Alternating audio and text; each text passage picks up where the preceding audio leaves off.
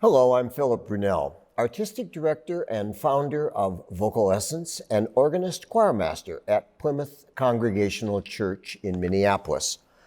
So every day, I've selected a composer that's had a role to play in both or maybe just one of these two organizations. And today, it's the American composer Katherine K. Davis. Born in 1892, died in 1980. She was an American composer, she was a pianist, a teacher, an organist. She's one of those people that you will know some of her music, but you might not know her name. And that's really a shame because she was an amazingly prolific composer. She wrote over 600 choral pieces. One of the things she did that was important in choral music, she helped edit a series of books called the Concord series. And it was all kinds of important masterpieces of choral music from the past and the present. She was originally a Congregationalist, later became an Episcopalian, born in Missouri, went to Wellesley College, and later studied with Nadia Boulanger in Paris. She wrote, as I mentioned, more than 600 pieces of music.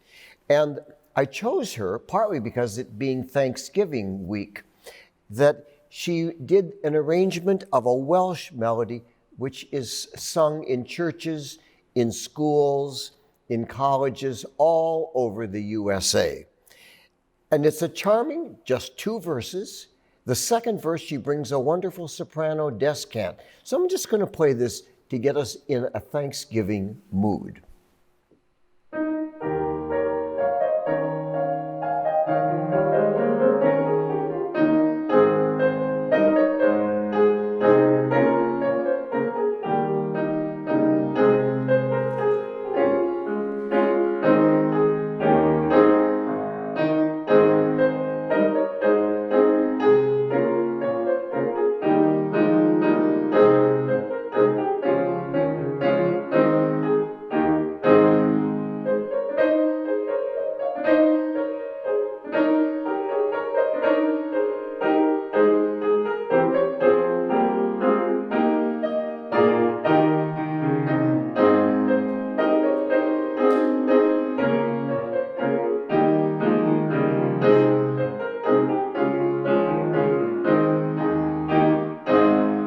And then the second verse, which brings the descant.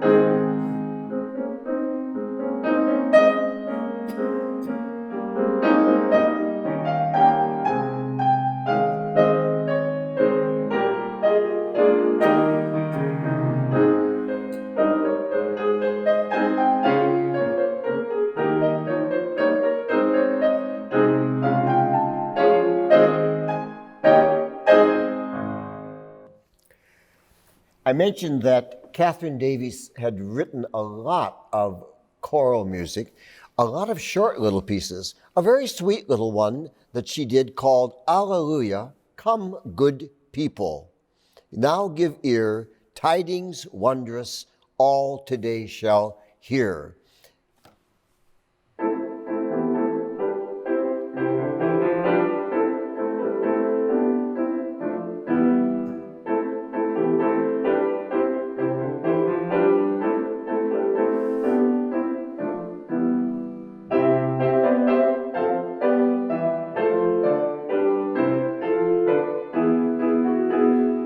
You get the idea. Wonderful writing, very fun for choirs to sing. She wrote another little one called The Birds Know Well.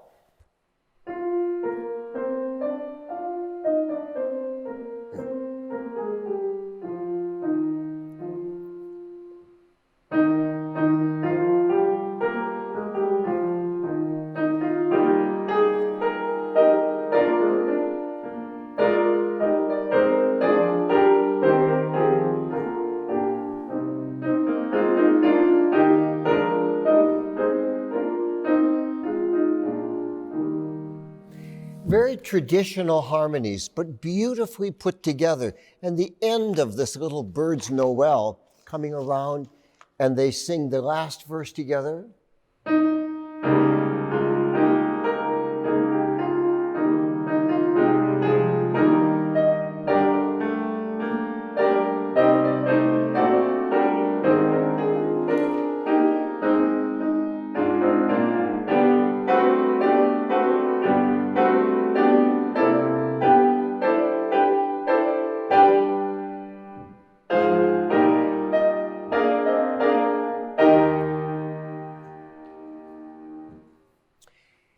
Many people have sat in the bleak midwinter. She did also. Hers is very different than the familiar Holst setting. Here is just a little bit of her setting, using, of course, the same Christina Rossetti poem.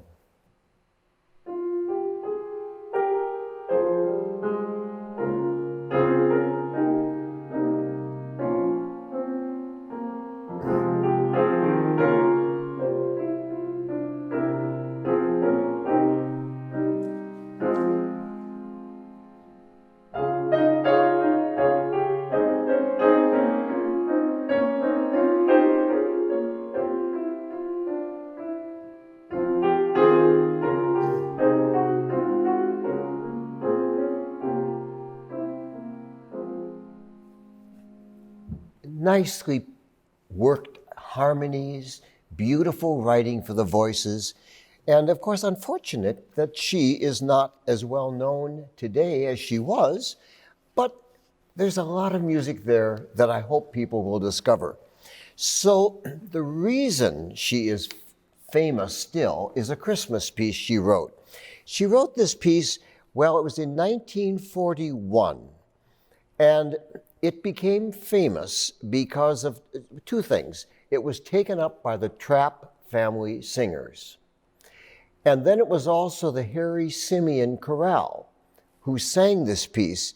And because of those two things, everyone has known this piece. Sometimes in our supermarkets and malls, we hear it too often. But if you can think back to when she wrote this in 1941, it was a very unique kind of thing. In a way, it has a kind of backdrop that sounds a little bit like what Ravel did with Bolero when he did.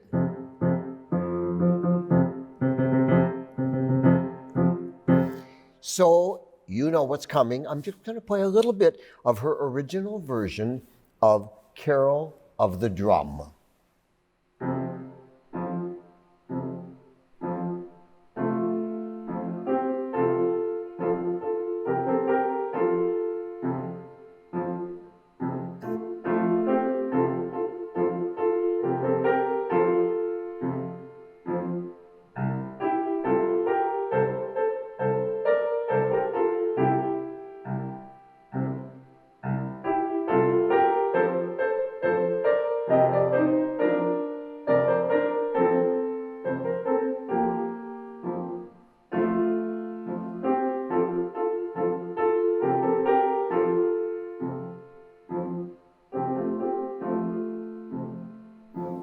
Then we have the second verse and the third, and as it gets to the third, it gets bigger, and that's when that sort of Ravel.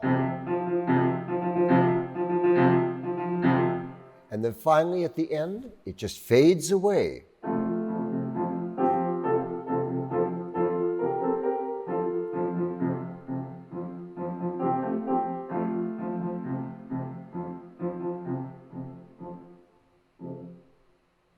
Have a wonderful day.